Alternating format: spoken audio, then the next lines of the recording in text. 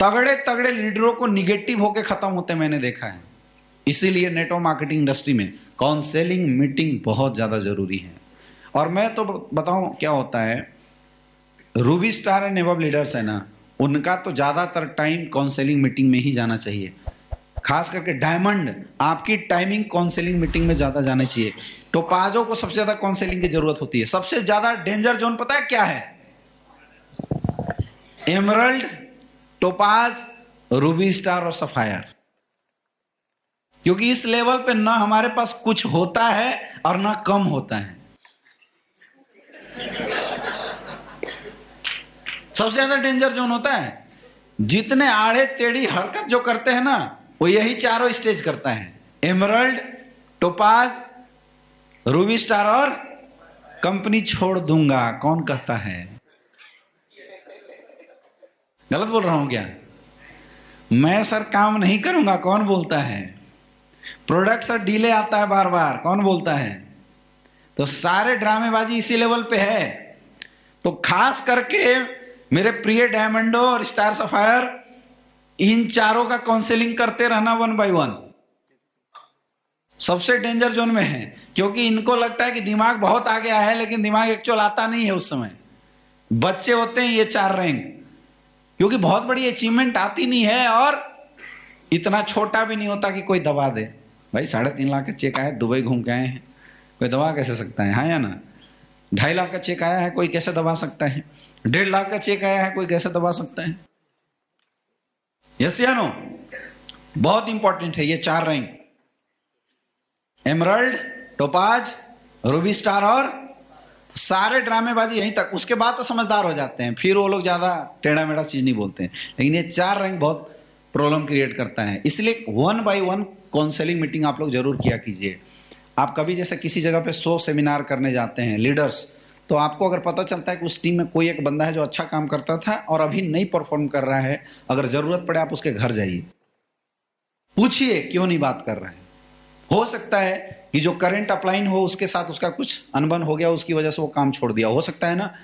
तो आप बीच में उसको मोटिवेट करके, उत्साह देके, काउंसलिंग करके उसको अपने साथ काम करवा सकते हैं। समझ में आ रहा है? हो सकता है कि किसी के दिमाग में ऐसा भी होता है कि यार मैं अपलाइन के पास गया था, अपलाइन ने मुझे पानी क्यों नहीं पीने के लिए दिया। ऐसे भी कंप्लेन आती है, सर मैं गया था एक अपलाइन के यहाँ, उसने मुझे पानी तक नहीं पूछा सर, मैं अब उसके लिए काम करूंगा। तो अपने हाथ से ही पानी पिला दो यार, ऐसे लोगों को क्या प्रॉब्लम है? लेकिन ये तब हो पाएगा जब काउंसलिंग मीटिंग हम लगातार करते रहेंगे। और हमेशा काउंसलिंग मीटिंग अकेले में करना चाहिए। कैसे करना चाहिए? आपका जैसे कोई लीडर है, सपोज ये दीपक जी हैं, पहले बहुत अच्छा परफॉर्मेंस करते थे, अभी ये परफॉर्मेंस नहीं कर रहे हैं, तो ही नीड काउंसलिंग। इसको मोटिवेशन की जरूरत नहीं, काउंसलिंग की जरूरत है। इसको बैठाइए अपने साथ, पूछिए बंदा क्यों नहीं काम कर पा रहा है, क्यों परफॉर्मेंस डाउन हुई है, क्या पता इसके दिल में कुछ अलग अलग चल रहा हो। इनकी काउंसलिंग करो, क्या पता चक्कर कहीं और चल रहा हो। ये फैक्चुअल बात मैं आपको बता रहा हूं, ये हल्के में मत लेना। नेटवर्क सहेजने में ना छोटी छोटी चीजों को बहुत बड़ा रोल होता है। समझ में आ रहा है? इसलिए काउंसलिंग मीटिंग 1 by 1 एक हैबिट बनाइए, अपने नेटवर्क में हमेशा देखते रहिए। इसी को बोलते हैं मॉनिटरिंग करना। हमेशा देखते रहिए कि किस बंदे में कहाँ क्या फॉल्ट आने वाला है या आया हुआ है। तुरंत उसको बुलाइए, चाय कॉफी पीजिए उसके साथ, और प्यार से काउंसलिंग करना है। कैसे करना है? अगर आपको किसी चीज को लेके अगर उसको समझाना भी है तो डांटो मत, डांटो मत, प्यार से सैंडविच अप्रोच के साथ समझाइए। कैसे समझाना है? सपोज दैट ये दुर्गे जी हमेशा लेट आते हैं हमारे वेन्यू में, और हमें इनको समझाना है, तो झाड़ो मत, क्या यार फालतू डेली लेट आते हो। पहले इनकी थोड़ी सी खासियत बताओ। दुर्गे जी आप बहुत अच्छे लीडर हैं और इतने कम समय में आपने ग्रोथ किया है सर, मजा आ गया। आपकी ग्रोथ और तरक्की से मैं बड़ा खुश हूँ। इन एक चीजें सर मैं कई दिनों से देख रहा हूँ, जब भी वेन्यू होती है सर आप लेट से आते हो। कोई घर में प्रॉब्लम है क्या? नहीं है ना सर, लेट से मत आइए। अब मान के चलिए आप आए हैं, आपकी टीम देखेगी, लोग देखेंगे, उनकी भी आदत बिगड़ेगी। बिजनेस सर किसका डिस्टर्ब हो? आप ही का होगा ना। लेट से आने वाला सर चीजें बंद करो। ये एक्सक्यूज देगा, उस एक्सक्यूज का जवाब दीजिए। तो डांटना भी है तो कैसे डांटना है? प्यार से विथ लॉजिक। आप क्यों डांट रहे हो उसका लॉजिक देते हुए डांटना है। समझ में आ रहा है? कई लोग आपकी टीम में निगेटिव होकर बैठते हैं, डिटेल काउंसलिंग करो, 1-1 घंटा 2-2 घंटा लगता है काउंसलिंग में। नेटवर्क में ना कुछ दिन बाद जब आप और बड़े हो जाएंगे तो ये जो रैंक है, डेंजर रैंक में इसी को बोलता हूं, एमरल्ड, टोपाज, रूबी स्टार, और ये राजनीति भी करेगी। होता है सर, नहीं होता क्या? राजनीति भी होता है इसमें, लोग घुसेंगे राजनीति में। रोकना किसको है? आप लोगों को, काउंसलिंग कर करके। इधर वाले ज्यादा ध्यान देना, हमें नहीं पता है क्या? जो गति तोर है सो गति मोर।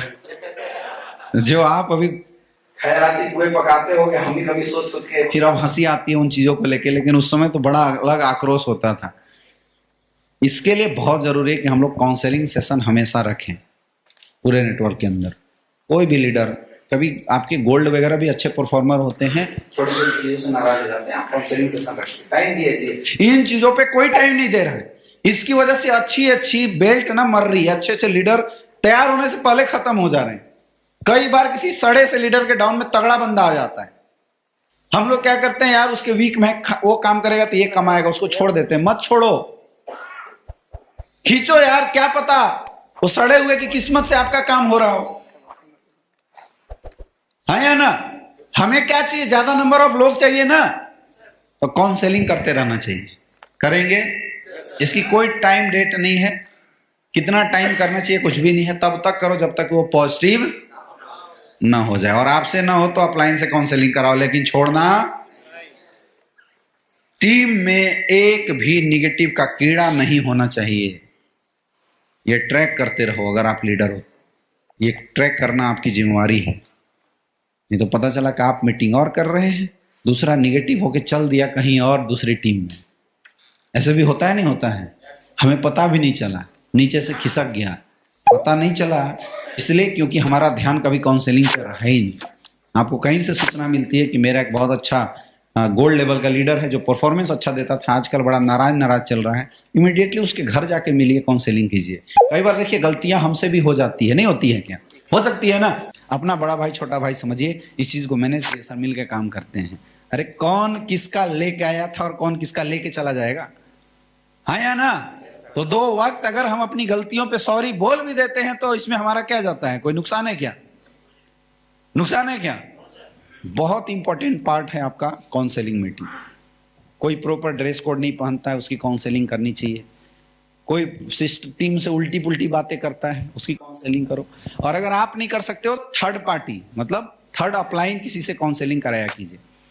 हम लोग जब नीचे लेवल पे थे, आप लोगों के लेवल पे थे, ओपाज थे, एमरल्ड थे, रूबी स्टार थे, हमारे जब भी सीनियर आते थे, नेपाल सर कभी आ गए बनारस में, पूरी सर आ जाते थे, तो हम क्या करते थे कि ऐसे लोगों को चुन के रखते थे जो कीड़े थे। और जब सेशन खत्म हो जाता ना तो सारा पहले जाते बोलते सर इस बंदे को थोड़ा सा बुला रहा हूँ, इसके अंदर ये प्रॉब्लम नोट करवा देते थे और उसके बाद अपलाइन से काउंसलिंग करवाते थे। इसके बहुत फायदे हमें मिले। इसके फायदे ये मिले कि जिन बंदों को हम बहुत बेकार समझते थे वो बंदे बहुत अच्छा परफॉर्मेंस किए उस काउंसलिंग के दम पे। समझ में आ रहा है? काउंसलिंग में आपको अच्छा मोटिवेशन भी करना चाहिए। तो लॉजिकली बोलो कम, सुनो ज्यादा। जितना सुनोगे ना आप उसके अनुसार उतना ज्यादा जवाब दे पाओगे। क्लियर है? किसी की भी काउंसलिंग करने बैठते हो तो अनसेटिस्फाइड होके मत उठने देना। तब तक बताते रहो, तब तक समझाते रहो जब तक कि सामने वाला सेटिस्फाइड ना हो जाए। क्लियर है? क्लियर है? काउंसलिंग सेशन चलेगा आज के बाद पक्का। कोई टीम नाराज होगी छोड़ोगे तो नहीं? मत छोड़ना। आपने किसी को फोन किया, 4 बार फोन नहीं उठाना, समझ जाना बंदा कहीं दिमाग लगा रहा है, डेंजर जोन में है। तुरंत पहुंच जाओ गाड़ी लेके, बाइक लेके उसके घर पे। मत सोचना कि भाई मैं जगवार वाला हूं या मैं ऑडी वाला हूं, मैं क्यों फालतू बात करूं। नहीं, जाओ यार, उसकी प्रॉब्लम है, हक उसका अधिकार है काउंसलिंग लेना, पता है आप। और अगर आपके अंदर कोई निगेटिविटी आए, आप कभी एक अकेलापन फील करें और आपको ऐसा कभी लगे कि मेरा धंधा नहीं हो सकता, इमीडिएटली अपलाइन से मिलकर अपनी काउंसलिंग करो। समझ में आ रहा है? इमीडिएटली मिलो, क्योंकि कहीं ना कहीं से निगेटिविटी के कीड़े ने काट लिया है। ये ज्यादा दिन नहीं चलने वाला। निगेटिविटी का कीड़ा जब काट लेता है ना, तो आदमी फिर हर चीज को निगेटिव ही देखने लगता है। आपने अक्सर देखा होगा कि जब हम एक बार निगेटिव तरीके से सोचना शुरू कर देते तो हर चीज घुमा फिरा के निगेटिव ही आने लगती है। इसको बोलते पावर ऑफ अट्रैक्शन। उल्टी चीजों की उल्टी अट्रैक्शन होती है और सीधी चीजों की सीधी अट्रैक्शन होती है। तो काउंसलिंग सेशन आप लोग अपना भी काउंसलिंग कराएं कि यार जब भी आप कभी बिजनेस में कंफ्यूज होते हैं, आपको डर लगने लगता है करियर को लेके, तो ऐसे टाइम पे अपलाइन से मिलकर अपनी काउंसलिंग अच्छे से कीजिए। अपना जो भी दुखड़ा है अपलाइन के पास रोना चाहिए, और एज ए अपलाइन आपको सुनना चाहिए।